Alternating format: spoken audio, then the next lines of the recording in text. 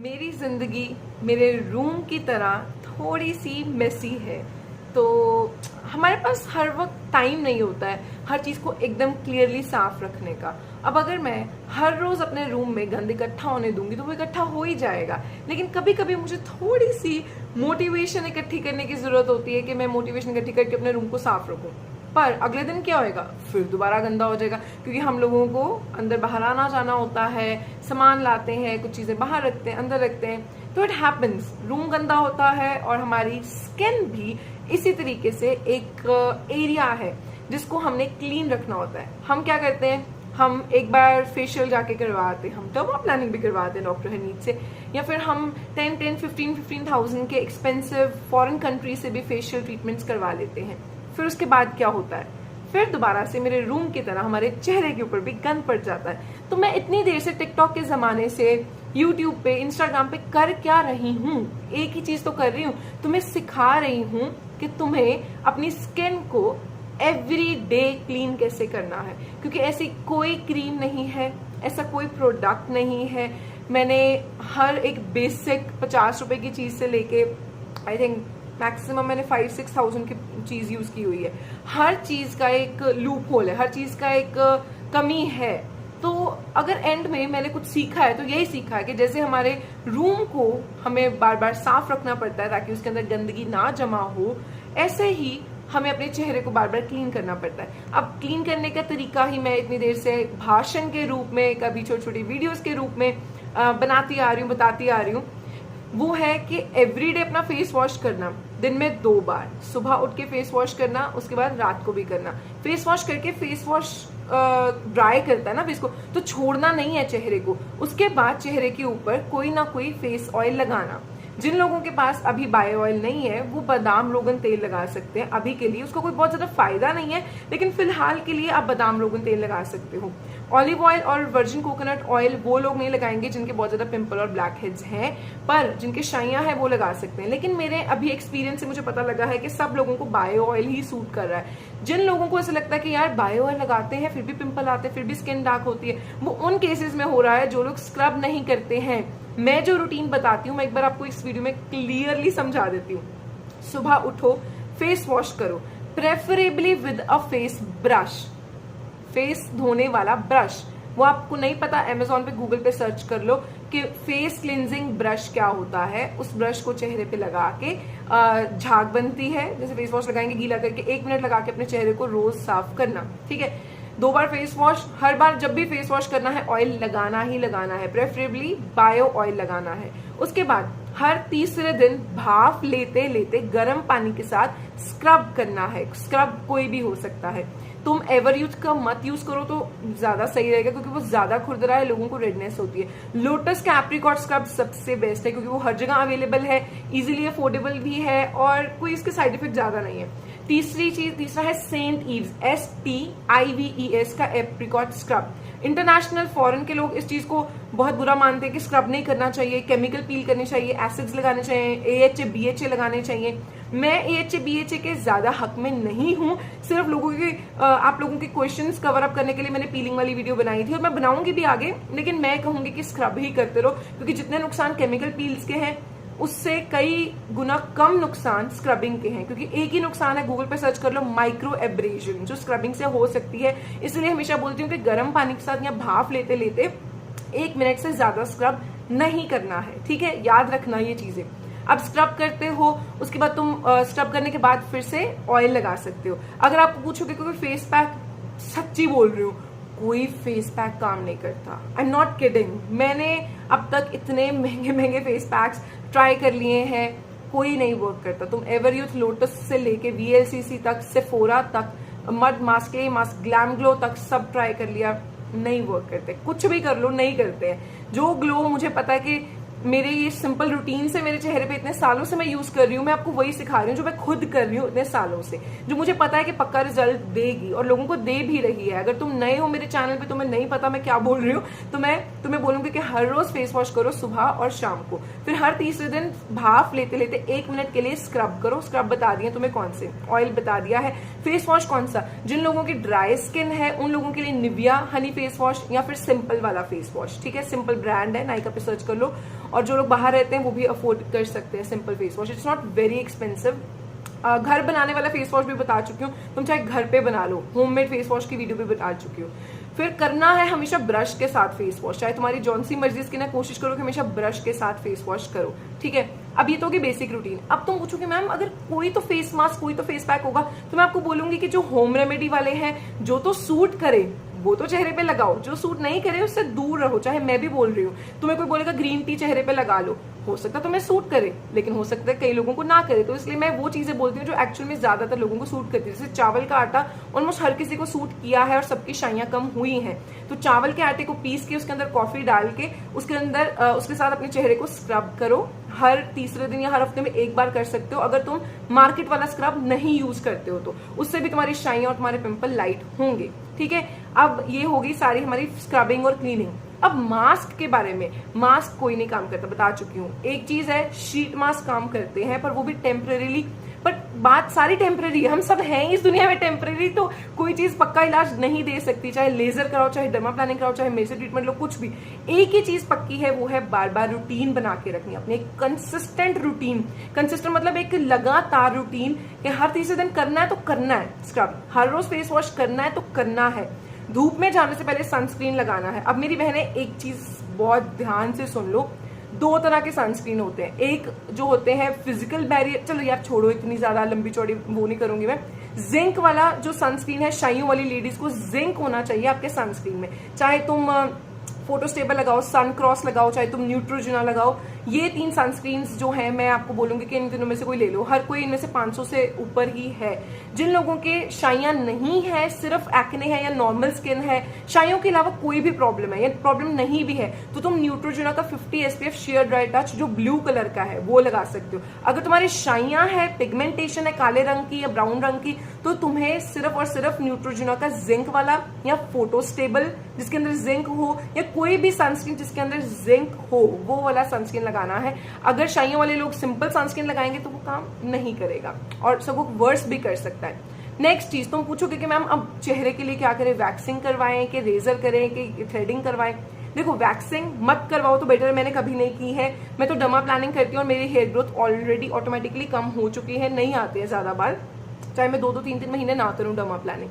तो derma planning करवा सकते हो तो बहुत बेहतर है, क्योंकि तुम्हारी स्किन फिर मेरे कंट्रोल में होगी। मैं देखूंगी कि कैसे उसको ठीक करना है और तुम्हें सिखाऊंगी। डर्मा प्लानिंग जो मैं करती हूँ सिर्फ एक बारी का प्रोसीजर नहीं है कि हाँ बस किया और हो गया। मैं तुम्हें सिखाती हूँ कि स्किन की केयर घर जाके भी कैसे करनी है, ताकि तुम्हें बार बार पार्लर के पास ना जाना पड़े और तुम्हें बार बार किसी के ट्रीटमेंट ना लेने पड़े। मैं अगेंस्ट हूँ केमिकल पील्स के जो बाहर से करवाई जाती हैं, कहीं से भी करवाते हो, सैलून से करवाते हो तुम, क्लिनिक से करवाते हो, किसी से भी करवाते हो, मैं उनके अगेंस्ट हूँ, क्योंकि उनके साइड इफेक्ट वाले पेशेंट्स मेरे पास आते हैं और वो बोलते हैं मैम हमारी स्किन ठीक नहीं रही, क्योंकि केयर बहुत करनी पड़ती है। सच ये है कि कोई भी ट्रीटमेंट लोगे उसके बाद केयर करनी पड़ती है। सिर्फ डर्मा प्लानिंग के बाद केयर इसलिए ज्यादा चाहे ना भी करो चलता है, क्योंकि उसके अंदर मैं कोई केमिकल नहीं यूज कर रही हूँ, कोई लेजर्स नहीं यूज कर रही हूँ, तो स्किन का बैरियर इतना डैमेज नहीं होता है, सिर्फ सुपरफिशियली रिमूव होती है वो चीज। और कोई भी ट्रीटमेंट तब वर्क करता है जब तुम घर जाके उसकी कंप्लायंस पूरी करते हो, लाइक तुम्हें उसके साथ कंप्लाई करना पड़ता है, घर जाके केयर करनी पड़ती है। अगर तुम वो नहीं कर सकते हो तो प्लीज फिर तुम जहां मर्जी जाके ट्रीटमेंट लो, फिर बार बार लेना पड़ेगा। सिंपल सी बात है। मैं ये सारा लोचा इसलिए समझा रही हूँ क्योंकि बहुत लोगों को अभी तक बातें समझ नहीं लगी है। अब मैं क्यों मना करती हूँ मुल्तानी मिट्टी, बेसन और ये सब लगाने में? आप कहते हो कि मैम वो तो स्किन के ऊपर से ऑयल एक्सेस निकालती है। रटी रटाई बातें मत बोलो प्लीज, मुझे पता है वो ऑयल निकालते हैं, इसलिए काउलिन क्ले का ऑप्शन दिया था। मुल्तानी मिट्टी, बेसन एंड ऑयल वो बहुत एक्सेसिवली आपकी स्किन से ऑयल निकाल लेती हैं, जिसकी वजह से क्या होता है, हमें लगता है हमारी स्किन बहुत ऑयली है, वो ऑयली नहीं होती है। वो बेसिकली इतनी ड्राई कर देते हो तुम कि वो अंदर से जबरदस्ती ऑयल निकालती है। फिर से दोबारा सुनो, हमें लगता है हमारा चेहरा बहुत ऑयली और पिंपल आते हैं, एक्चुअल में कभी ऑयली स्किन होती ही नहीं है। तुम अपनी स्किन को इतना स्ट्रिप अवे कर, इतना ड्राई कर देते हो, इतने पंगे ले लेते हो, इतनी ड्राई होती है, खिंची खिंची होती है कि स्किन को जबरदस्ती अंदर से सीबम ऑयल निकालना पड़ता है, समझे? तो अगर तुम अपने चेहरे की एक रूटीन बनाओगे, उसको धोगे, उसको स्क्रबिंग करके उसके पोर्स को क्लीन रखोगे, ब्रश यूज करके पोर्स को साफ रखोगे, या फिर तुम कभी कभी ग्लाइकोलिक एसिड, सैलिसिलिक एसिड वाले प्रोडक्ट्स भी यूज करोगे, तो तुम्हारे पोर्स क्लीन रहेंगे, ना खुलते हैं ना बंद होते हैं। 1000 बार बता चुकी, मेरी वीडियो जाके देख लो ओपन पोर्स वाली। ओपन पोर्स जैसा कुछ नहीं होता है, ठीक है? अब ये सारी की सारी बातें मैं टिकटॉक पे 1-1 मिनट की वीडियो में बताती थी, इस वीडियो में मैंने पूरे इनकी खिचड़ी बना दी है। मुझे बस इतनी बात जाननी है आप सब लोगों से कि मैं ऐसी ऐसी वीडियोस बनाऊं, पूरी खिचड़ी वाली लंबी चौड़ी वीडियोस जिसमें मैं एक एक चीज की डिटेल बताती हूँ, कि फिर से टिकटॉक वाले जमाने जैसे 2-2 मिनट की वीडियो बना के ऐसे डाली जाऊं ताकि आप समझ सको। एक तो ये कमेंट करके बताना। दूसरी चीज मुझे ये कमेंट करके बताना कि अगर आप लोगों के स्किन के ऊपर मेरी वाली चीज वर्क की है तो भाई पॉजिटिव भी लिखा करो, ताकि मुझे भी पता लगे और बाकी लोगों को भी पता लगे कि वर्क कर भी रही है। क्योंकि लोगों को फायदा हो जाता है पर वो बाद में फीडबैक नहीं देते। अगर तुम्हारी स्किन नहीं ठीक हो रही है तो तुम फटाफट कमेंट करते हो, अगर ठीक होती है फिर भी कमेंट करा करो ना, मुझे भी थोड़ा पॉजिटिव बूस्ट मिले कि हाँ यार लोगों की स्किन ठीक हो रही है। मुझे पॉजिटिव बूस्ट से ज्यादा मुझे डेटा इकट्ठा करना है कि कितने लोगों की हो रही है और कितने लोगों की नहीं हो रही है, ताकि मैं अगले पेशेंट्स को वो चीज सिखा सकूं। सीधी बात, नो बकवास, मैं एक सिख हूं। सिख का मतलब ये नहीं कि सिख धर्म, वो तो ऑब्वियसली है ही क्योंकि मैं हरनीत कौर हूं, लेकिन सिखी का मतलब ये है कि सिख होने का मतलब है कि हम हमेशा एक लर्नर है, हम सीखते रहते हैं। इसलिए मैं अभी तक सीख रही हूँ। पहले मैं बोला करती थी कि आप लगा सकते हो मुल्तानी मिट्टी को स्क्रब के जैसे, तुम नींबू और ग्लिसरीन लगा सकते हो, लेकिन अब मैं बोलूंगी मत लगाओ। तब मैंने इसलिए भी वीडियो डाली थी पहले नींबू और ग्लिसरीन की, क्योंकि उस टाइम पे लॉकडाउन था और हमारे पास घर की चीजें के अलावा और कोई ऑप्शन नहीं था, तब तक के लिए ठीक था। लेकिन अब तुम घरेलू नुस्खे थोड़े से साइड पे रख के तुम अपने बाहर के प्रोडक्ट बाय करके सिंपल एक स्किन केयर रूटीन फॉलो करो। कोई ट्यूबें मत लगाओ, बेटनोवेट, पैंडम, मेलावाइट, डेपीवाइट, स्किन लाइट, ये सब ट्यूब्स, कोजीवेट, कोजिक एसिड, रेटिनॉल, ट्राइलुमिना, बायलुमिना, ये सब मत, हाइड्रोक्विनॉन, रेटिनो, ये मत लगाओ। मैं नहीं रेकमेंड करूंगी, ठीक है। If you go to a doctor, if you go to a pharmacist, local दुकान पे जाकर तुम खरीद रहे हो, वो तुम्हारी मर्जी है, लेकिन मैं नहीं रेकमेंड करूंगी क्योंकि मेरा ट्रीटमेंट देने का तरीका अलग है।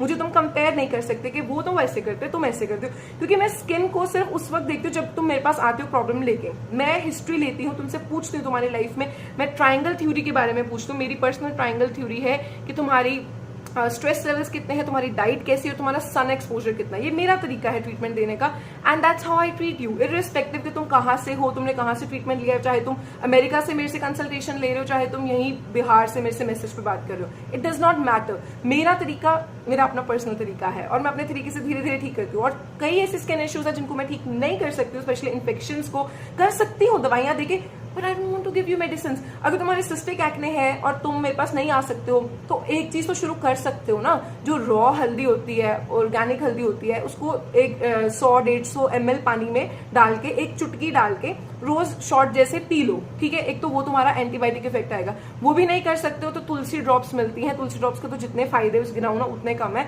उसको जब भी पानी पीना है उसमें डालो, चाय पीनी है उसमें डालो, ग्रीन टी पीनी है उसमें तुलसी ड्रॉप का 1 ड्रॉप डालो, दिन में 10-15 ड्रॉप्स चली जाए अंदर तो इन्फेक्शन कम हो जाती है।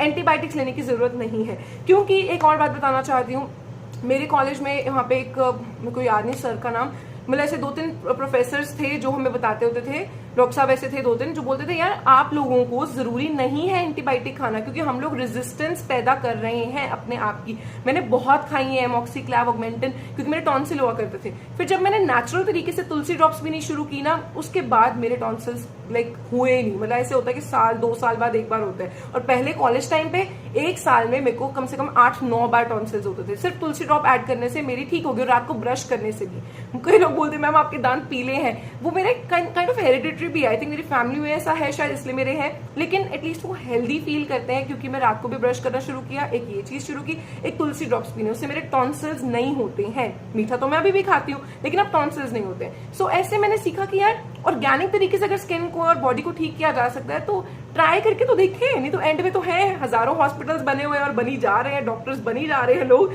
मैं वो डॉक्टरी की चीज को ना बदलना चाहती हूँ कि अगर बिना दवाइयों से गुजारा होता है तो क्यों ना हम ट्राई करें। तो मैं वो टिपिकल आपकी डॉक्टर नहीं हूँ, मैं शायद डॉक्टर ब्यूटी इसीलिए ही हूँ क्योंकि मैं सिर्फ ब्यूटी को नहीं इन्हांस करी, मैं सिर्फ डॉक्टर का नजरिया चेंज कर रही हूँ। आपके मन में जो डॉक्टर के प्रति इमेज बन चुकी है ना, मैं वो चेंज करना चाहती हूँ कि हर डॉक्टर सिर्फ दवाइयां नहीं आपसे ठुसवाता कि दवाइयां खाओ, ये नहीं तो अब जैसे टिपिकल डॉक्टर क्या, आप जाते हो अच्छा ये प्रॉब्लम है ठीक है, ये दवाइयां बाहर से ले लेना, अब 10 दिन के बाद दिखा देना नेक्स्ट, ऐसे। मैं वो नहीं करती हूँ। मैं एक पेशेंट पे 1.5 घंटा लगाती हूँ जिसकी वजह से मेरी रूटीन थोड़ी सी अपसेट है, पर मेरा तरीका यही है। मैं सिर्फ डर्मा प्लानिंग नहीं करती हूँ, मैं आपके साथ आपके दिल की बातें शेयर करती हूँ, मैं आपके स्ट्रेस लेवल्स को लो करने की कोशिश करती हूँ, काउंसलिंग करने की कोशिश करती हूँ। मेरे अपने तरीके हैं, जो लोग मेरे से मिल चुके हैं उनको पता है आई टॉक, मैं बातों से ठीक करने की कोशिश कर रही हूँ।